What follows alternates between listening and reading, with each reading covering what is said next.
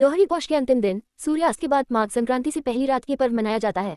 ये प्रायः 12 या 13 जनवरी को पड़ता है। यह मुख्यतः पंजाब का पर्व है। ये द्योतार्थक एक्रोस्टिक शब्द लोहड़ी की पूजा के समय व्यवहृत होने वाली वस्तुओं के द्योतक वर्णों का समुच्चय जान पड़ता है, जिसमें लकड़ी, जोड़ो, गोहा इक्वल्स सूखे उपले, जोड़ाड़ी, रेवड़ी इक्वल्स लोहड़ी के प्रतीक हैं। श्वतुर यज्ञ का अनुष्ठान मकर संक्रांति पर होता था। संभवतः लोहड़ी उसी का अवशेष है। पूस माघ की कड़कड़ाती सर्दी से बचने के लिए आग भी सहायक सिद्ध होती है। यही व्यवहारिक आवश्यकता लोहड़ी को मौसमी पर्व का स्थान देती है।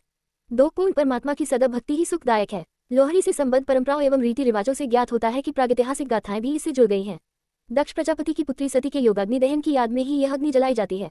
इस अवसर पर विवाहिता पुत्रियों को मां के घर से त्योहार, वस्त्र, मिठाई, रेवड़ी, फलादी भेजा जाता है। यज्ञ के समय अपने जामाता शिव का भाग न निकालने का दक्ष प्रजापति का प्रायश्चित ही इसमें दिखाई पड़ता है। उत्तर प्रदेश के पूर्वांचल में खिचड़वाड़ और दक्षिण भारत के पोंगल पर भी जो लोहड़ी के समीप ही मनाए जाते हैं, बेटियों को भेज जाती है। लोहड़ी से 20-25 दिन पहले ही बालक एवं बालिकाएं लोहड़ी के लोकगीत गाकर लकड़ी और उपले इकट्ठे करते हैं। संचित सामग्री से चौराहे या मोहल्ले के किसी खुले स्थान पर आग जलाई जाती है। मोहल्ले या गांव भर के लोग अग्नि के चारों ओर आसन जमा लेते हैं।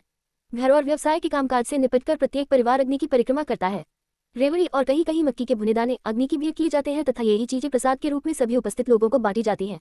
घर लौटते समय लोहड़ी में से 2-4 दहकते कोयले प्रसाद के रूप में घर पर लाने की प्रथा भी है। जिन परिवारों में लड़के का विवाह होता है अथवा जिन्हें पुत्र प्राप्ति होती है, उनसे पैसे लेकर मोहल्ले या गांव भर में बच्चे ही बराबर बराबर रेवड़ी बांटते हैं। लोहड़ी के दिन या उससे 2-4 दिन पूर्व बालक बालिकाएं बाजारों में दुकानदारों तथा पत्रिकों से मोहमाया या महामाया लोहड़ी का ही दूसरा नाम के पैसे मांगते हैं। इनसे लकड़ी एवं रेवड़ी खरीदकर सामूहिक लोहड़ी में प्रयुक्त करते हैं। शहरों के शरारती लड़के दूसरे मोहल्लों में जाकर लोहड़ी से जलती हुई लकड़ी उठाकर अपने मोहल्ले की लोहड़ी में डाल देते हैं। ये लोहड़ी व्याहना कहलाता है। कई बार चीना झपटी में सिर्फ उटोबल भी हो जाती है। महंगाई के कारण पर्याप्त लकड़ी और उपलों के अभाव में दुकानों के बाहर पड़ी लकड़ी की चीजें उठाकर जला देने की शरारतें भी चल पड़ी हैं। लोहड़ी का त्योहार पंजाबियों तथा हरियाणी लोगों का प्रमुख त्योहार माना जाता है। ये लोहड़ी का त्योहार पंजाब, हरियाणा, दिल्ली, जम्मू कश्मीर और हिमाचल में धूमधाम तथा हर्षोल्लास से मनाया जाता है। ये त्योहार मकर संक्रांति से एक दिन पहले 13 जनवरी को हर वर्ष मनाया जाता है। लोहड़ी त्योहार के उत्पत्ति के बारे में काफी मान्यताएं हैं जो कि पंजाब के त्योहार से जुड़ी हुई मानी जाती है। लोहड़ी का त्योहार पंजाबियों तथा हरियाणी लोगों का प्रमुख त्योहार माना जाता है। ये लोहड़ी का त्योहार पंजाब, हरियाणा, दिल्ली, जम्मू कश्मीर और हिमाचल में धूमधाम तथा हर्षोल्लास के साथ मनाया जाता है। ये त्योहार मकर संक्रांति से एक दिन पहले 13 जनवरी को हर वर्ष मनाया जाता है। लोहड़ी त्योहार के उत्पत्ति के बारे में काफी मान्यताएं हैं जो कि पंजाब के त्योहार से जुड़ी हुई मानी जाती है। कई लोगों का मानना है कि यह त्योहार जाड़े की ऋतु के आने का द्योतक के रूप में मनाया जाता है। आधुनिक युग में अब ये लोहड़ी का त्योहार सिर्फ पंजाब, हरियाणा, दिल्ली, जम्मू कश्मीर और हिमाचल में ही नहीं अपितु बंगाल तथा उड़िया लोगों द्वारा भी मनाया जा रहा है। लोहड़ी का त्योहार और हिंदू दुल्ला भाटी की कहानी। लोहड़ी को दुल्ला भाटी की एक कहानी से भी जोड़ा जाता है।